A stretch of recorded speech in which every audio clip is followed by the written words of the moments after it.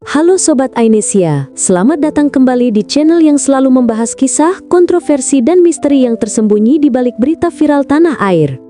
Hari ini, kita akan mengulik sesuatu yang tengah menjadi perbincangan hangat, sebuah pengakuan yang membuat publik tercengang. Ya, Yai Mim mengaku sebagai keturunan ke-6 dari Sunan Ampel dan Sunan Bonang, dua sosok besar dari Wali Songo yang memiliki pengaruh luar biasa dalam sejarah penyebaran Islam di Nusantara. Pernyataan ini bukan muncul di waktu yang tenang, melainkan di tengah badai saat konflik antara Yai Mim dan Sahara sedang mencapai puncaknya.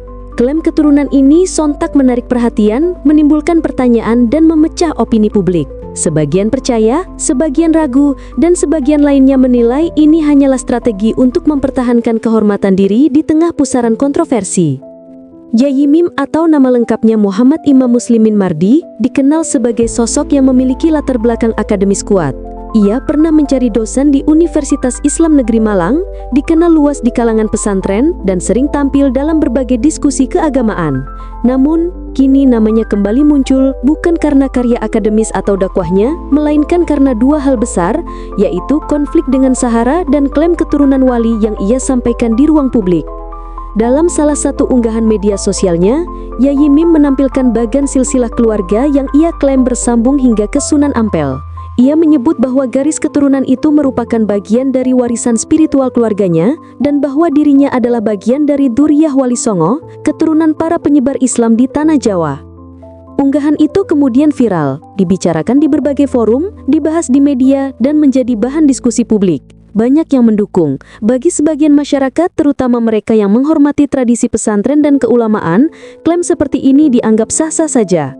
Apalagi jika seseorang memang berasal dari keluarga besar pesantren atau memiliki garis nasab yang dipercaya turun-temurun.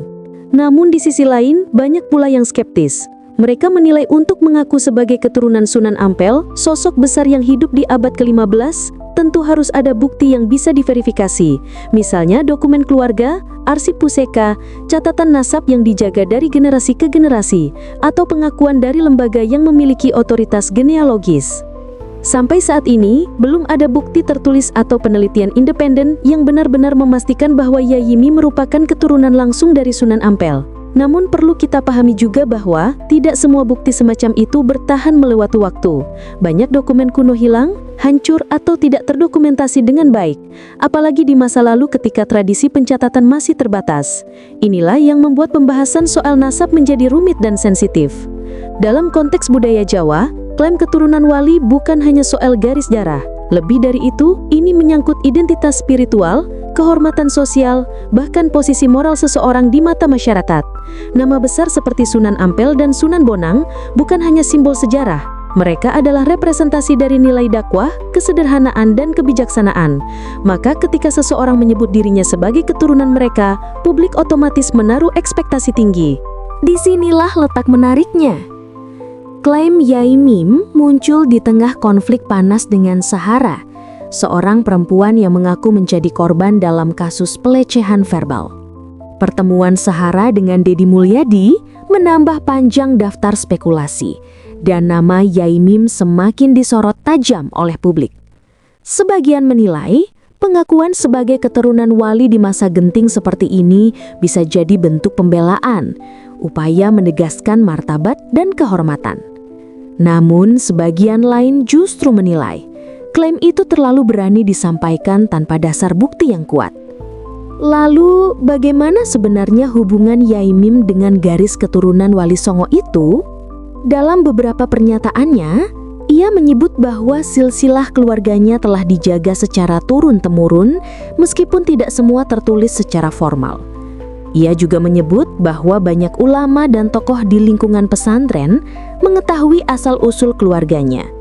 Namun sayangnya, hingga kini publik belum mendapatkan bukti otentik yang bisa dipelajari secara terbuka. Menariknya, isu keturunan wali seringkali muncul dalam konteks sosial yang lebih luas. Dalam banyak kasus di Indonesia, terutama di Jawa Timur dan Jawa Tengah, pengakuan sebagai keturunan wali masih menjadi sumber kebanggaan sekaligus beban moral. Karena di balik nama besar itu, tersimpan tanggung jawab untuk mencontoh akhlak dan perilaku leluhur, bukan hanya mengklaim darah keturunan, tetapi juga meneladani amal dan adab mereka. Sobat Ainisia, mungkin inilah pelajaran penting dari kisah ini, bahwa dalam dunia yang penuh dengan informasi cepat dan klaim yang mudah viral, kebenaran seringkali membutuhkan waktu dan kebijaksanaan untuk diungkap. Apakah Yai Mim benar keturunan Sunan Ampel? Hanya waktu dan bukti yang bisa menjawab. Namun terlepas dari benar atau tidaknya, publik tentu berharap bahwa nama besar para wali songo tetap dijaga dengan hormat, tidak dijadikan bahan retorika di tengah konflik pribadi. Yang menarik, perdebatan soal garis keturunan ini justru membuka mata kita tentang betapa kuatnya warisan spiritual para wali di hati masyarakat Indonesia. Nama-nama seperti Sunan Ampel, Sunan Bonang, Sunan Kalijaga, semua masih hidup dalam ingatan kolektif bangsa ini bahkan ratusan tahun setelah mereka wafat. Dan bagi siapapun yang mengaku keturunan mereka, sudah sewajarnya menjaga nama itu dengan integritas, kejujuran, dan keteladanan. Bagaimana menurut kalian Sobat Ainisia? Apakah klaim Yai Mim ini dapat dipercaya atau justru perlu diuji lebih jauh secara ilmiah dan historis? Apakah ini sekadar bagian dari konflik yang sedang memanas atau memang identitas keluarga yang sah dan terjaga turun-temurun? Tulis pendapat kalian di kolom komentar di bawah dan mari kita diskusikan dengan bijak tanpa saling menjatuhkan. Jangan lupa untuk like, share, dan subscribe agar kalian tidak ketinggalan konten investigasi mendalam lainnya dari Ainisia Channel.